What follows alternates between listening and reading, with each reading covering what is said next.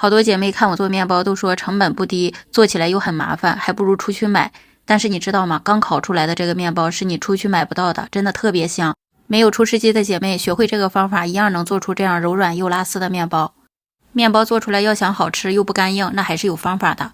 首先就是选面粉，这个一定要用高筋面包粉，不要用普通的高筋粉。普通的高筋粉，尤其是新手小白，做出来的有可能就是馒头的口感。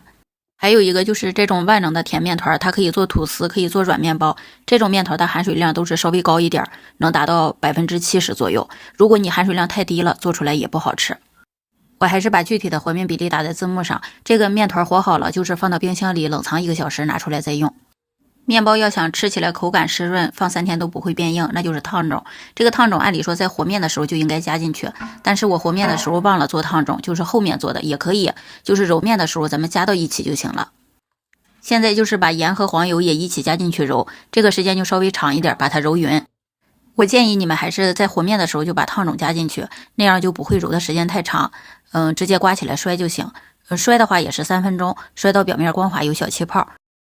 摔好了还是把面团扒薄，现在就能加酵母了。我用的是鲜酵母，不管用干的还是鲜的，都用一点点牛奶给它化开了再加。这个牛奶的量加多少，就是你第一遍摔面的时候判断一下你的面团缺不缺水。如果你摔的时候能摔长，不管哪个方向能摔长，这个时候的含水量就够了，那你就少加一点牛奶，大概是2-3克就行。如果你怎么摔都摔不长，面团也比较硬，那你就多加点牛奶。这一步还是刮起来摔，和第一步一样，摔到3分钟，表面光滑有小气泡就行了。到了最后一步就是用擀面杖再砸一下，砸就是4分钟。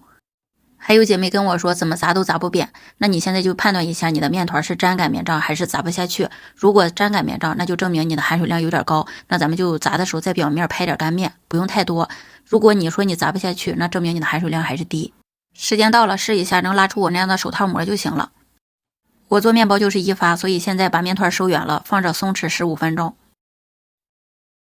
趁松弛的时间，现在做一个开心果酱的奶酥。我把具体的比例打在字幕上。我这个里边是加的牛奶，加全蛋液也行，但是这个量你们一定要看状态啊，不能太湿，太湿了它也影响发酵。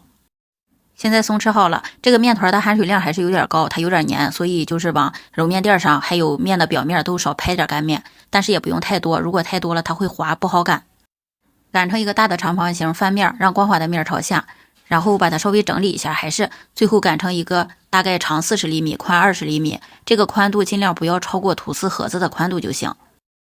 擀好了，现在把奶酥馅抹上，这个不用太多，我这些量我觉得就正好，如果太多了和太湿了，它都会影响后期吐司的发酵还有烤糕。抹好了，现在把它对折过来，这个形状也是可以用手稍微的整理一下，因为咱们擀的也不是特别标准，然后再把它分成8等份。每一份都像我这样扭一下，全部都扭好了，稍微整理一下，然后就是从上往下卷。卷的时候不要卷得太紧和太松，就顺着这个面团的劲儿往下卷。整形完了，直接放到吐司盒子里，我还是放到烤箱里发酵的，35度发了1个小时10分钟。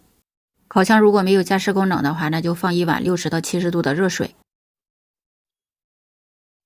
时间到了，拿出来给你们看一下，大概就是8分满，然后再刷一层牛奶或者是蛋液都行。刷牛奶的时候，烤箱就要提前预热了，上火150，下火175，我是烤了35分钟。烤到中途的时候，觉得颜色满意了，就加盖一张锡纸。也有问我说到底是什么时间加，这个就看你自己，你觉得颜色可以了，直接加进去就行。真的推荐你们都去试试这个开心果酱的吐司。